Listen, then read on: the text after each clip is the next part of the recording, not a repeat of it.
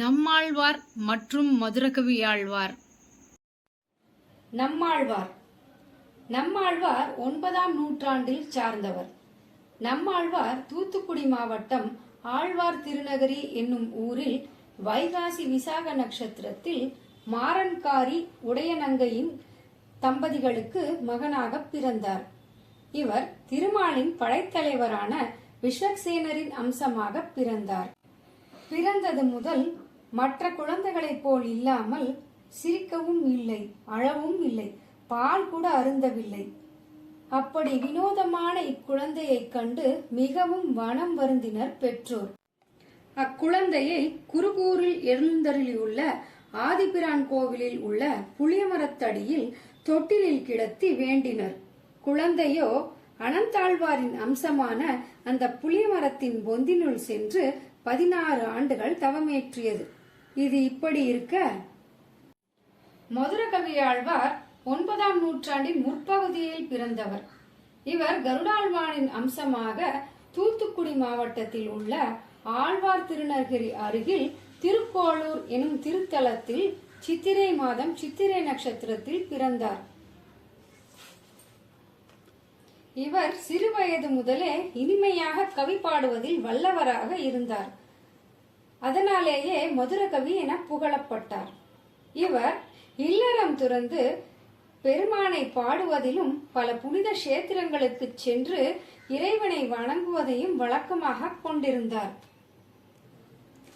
அப்படி இவர் வடதிசை பயணமாக சென்று அயோத்தி வந்தடைந்தார். அங்கே சில காலம் தங்கினார். இவர் நாள்தோறும் தன் பிறந்த ஊரான திருக்கோளூர் திசையை நோக்கி வணங்கிவிட்டே தன் பணியை தொடங்குவார். அப்படி அயோத்தியிலிருந்து தென் திசையை நோக்கி வணங்கும் போது ஓர் பேரொளியை கண்டார். அந்த அதிசய ஜோதி தன்னை ஈர்க்கவே அதை பின்பற்றி திருக்குருகூரில் உள்ள புளியமரத்தை வந்தடைந்தார். அங்கே ஒரு சிறுவன் தியானத்தில் அமர்ந்திருப்பதைக் கண்டு அவரை பற்றி வினவினார். அந்த ஊர் மக்கள் மௌனமாக 16 ஆண்டுகள் தவம் செய்யும் அந்த அதிசய குழந்தையை பற்றி எடுத்து கூறினார். அந்த சிறுவனை நம்மாழ்வார் தன் பக்கம் திருப்ப ஒரு கல்லை எடுத்து அவர் முன் போட்டார். சிறுவனும் இவர் இருக்கும் பக்கம் திரும்பினார். மதுரகவியார் செத்தது வயிற்றில் சிறியது பிறந்தால் அது எத்தை தின்று எங்கே கிடக்கும் என்று கேட்க, நம்மாழ்வார் அது அத்தை தின்று அங்கேயே கிடக்கும் என கூறினார். இந்த புதிரில் மிக சூட்சுமமாக ஒரு செய்தியை பகிர்ந்து கொண்டனர். ஒரு அணுவை விட சிறிய ஆன்மா அறிவற்ற இந்த உடலை சேர்ந்த பின் அது எங்கே இருக்கும், அது என்ன செய்யும் என கேட்க, அதற்கு ஆழ்வார் அது அந்த உடலிலேயே இருந்து அதன் இன்ப துன்பங்களையே தன் செயலாக மாற்றிக்கொண்டு அதிலேயே அனுபவித்து அப்படியே கிடக்கும் என கூறினார். அப்போது எம்பெருமான் கருட வாகனத்தில் பிராட்டியுடன் தோன்றி அவர்களுக்கு விஸ்வரூப காட்சி தந்தார். அது தொடங்கி நம்மாழ்வார் இறைவனின் கல்யாண குணங்களை அனுபவித்து அவர் அருளை பாடத் துவங்கினார். நம்மாழ்வாரின் ஞானத்தை உணர்ந்த மதுரகவியாழ்வார் அவரை தன் குருவாக ஏற்றார். நம்மாழ்வார் திருவிருத்தம், திருவாசிலியம், பெரிய திருவந்தாதி, திருவாய்மொழி எனும் 4 பிரபந்தங்களை 4 வேதங்களுக்கு சமமாக அருளச் செய்தார். இவர் 36 திவ்ய தேச பெருமாள்களுக்கு மங்களாசாசனம் செய்துள்ளார். இப்படி நம்மாழ்வார் தன் பிரபந்தங்களை பாட பாட மதுரகவியாழ்வார் அதை தொகுத்து நமக்கு பொக்கிஷங்களாக வழங்கினார். நம்மாழ்வார் 35 வயதிலேயே திருநாடு அலங்கரித்தார்.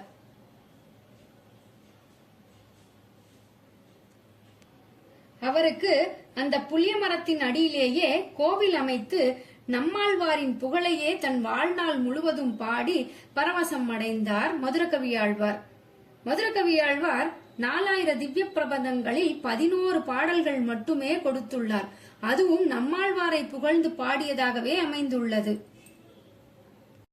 மதுரகவியாழ்வார் நம்மாழ்வாரை விருதுகள் கொண்டு முழங்குவதை கேள்வியுற்ற மதுரை தமிழ் சங்க புலவர்கள் ஆழ்வாரின் படைப்புகள் சங்கமேற்றப்படாதது, இவரை விருதுகள் கொண்டு முழங்கக்கூடாது என தடை விதித்தனர். இதனால் மிகவும் வேதனையுற்ற மதுரகவியாழ்வார் நம்மாழ்வாரிடமே புலம்பினார். நம்மாழ்வார் ஓர் வயோதிக வடிவில் வந்து திருவாய்மொழியில் கண்ணன் களனினை நன்னும் மனமுடையீர் என்ற பாசுரத்தின் முதல் அடியை ஒரு ஏட்டில் எழுதி மதுரை தமிழ் சங்க பலகையில் வைத்தால் அவர்கள் செருக்கு அடங்கும் என கூறி மறைந்தார். மதுரகவியாரும் அவ்வாறே செய்ய, மறுபுறம் சங்கப்பலகையில் இருந்த புலவர்களின் படைப்புகள் அனைத்தையும் நீரில் மூழ்கடிக்கச் செய்து நம்மாழ்வாரின் திருவாய்மொழியை மட்டும் மிதக்கச் செய்தது.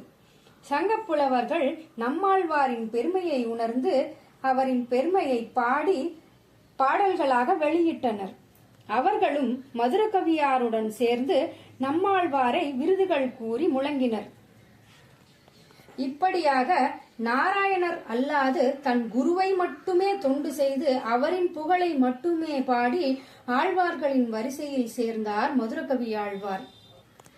மதுரகவியாழ்வாரை போல நாமும் நம்மாழ்வாரின் வேதங்களுக்கு சமமான பிரபந்தங்களை பாடி நாராயணனின் அருளை பெறுவோமாக. ஓம் நமோ நாராயணாய.